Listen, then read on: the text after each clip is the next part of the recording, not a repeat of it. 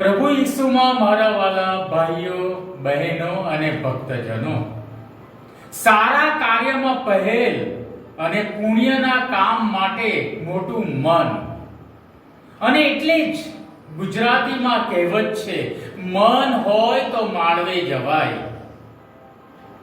ગમે તેટલી મુશ્કેલી આવે, આફત આવે, પ્રશ્નો આવે, પણ જો મન હોય અને ઈશ્વરનો સાથ હોય તો સફળતા તો મળે અને મળે જ. પ્રથમ શાસ્ત્ર પાઠમાં ઈર્મિયાના જીવનમાં પણ એ જ થયું. સારા કામ માટે તેઓ આગળ આવ્યા, વિરોધનો સામનો કર્યો, પરંતુ ઈશ્વરમાં વિશ્વાસ રાખ્યો અને તેઓ જીવનમાં આગળ વધ્યા. પ્રભુ ઈસુની જ્યારે વાત કરીએ ત્યારે એક જ હેતુ હતો, ધ્યેય માનવ જાતનો ઉદ્ધાર.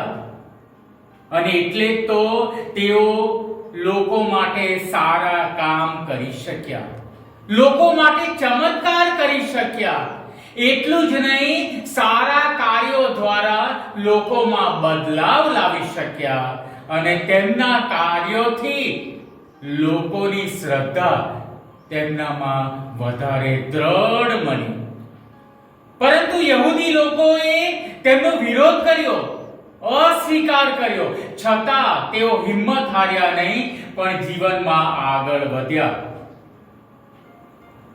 આ બંને શાસ્ત્ર પાઠ આપણને એ જ વાત સમજાવે છે. Action speaks louder than words. બોલવા કરતા આપણે કરી બતાવવું સારું.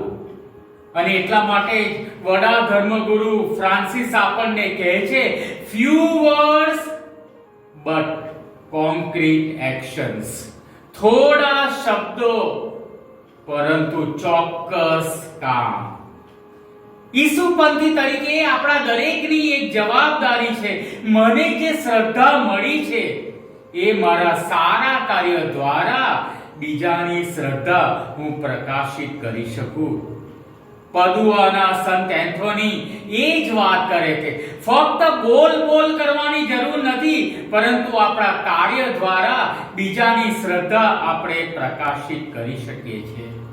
સંત એન્ડ્રુ બહુ સુંદર વાત કરે છે, આવો અને જુઓ, અને એ શબ્દો વડે આમંત્રણ આપતા કહે છે, શ્રદ્ધા આપણે બીજાને સારી રીતે આપી શકાય, બીજાની શ્રદ્ધા પ્રકાશિત કરી શકાય આપણા અનુભવો દ્વારા. સંત યોસેફના જીવનમાં આપણે જોખ્યું કરીએ ત્યારે સાયલેન્ટ વર્કર, શાંત સ્વભાવના, ઓછું બોલવાનું પણ કાર્ય મોટું કરવાનું, ઈશ્વરને માથે રાખીને આગળ વધવાનું.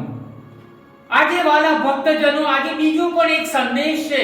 સારા કાર્યો અગત્યના તો છે, પણ સાથે સાથે મારું જીવન પવિત્ર જીવન જીવવા માટે પણ આમંત્રણ છે. એટલા માટે આપણા વડા ધર્મગુરુ ફ્રાન્સિસ કહે છે, આપણું પવિત્ર જીવન એ આપણી મુસાફરી છે, અને આ પવિત્રતા આપણે પ્રાર્થનાથી આપણે દ્રઢ બનાવી શકીએ છીએ. તો આવો વાલા ભક્તજનો, આપણે સારા કામ કરીએ, પુણ્યના કામ કરીએ. છોય વિરોધ આવે, પરંતુ ઈશ્વરને સાથે રાખીને આગળ વધીએ અને આપણે બીજાને ઈસુની નજીક લાવીએ, અને સાથે સાથે બીજાના દિલ અને મન બદલાવીએ, અને સાથે સાથે પવિત્ર જીવન જીવવા બીજાને પણ આમંત્રણ આપીએ અને આપણે પ્રેરણા આપીએ. આમેન.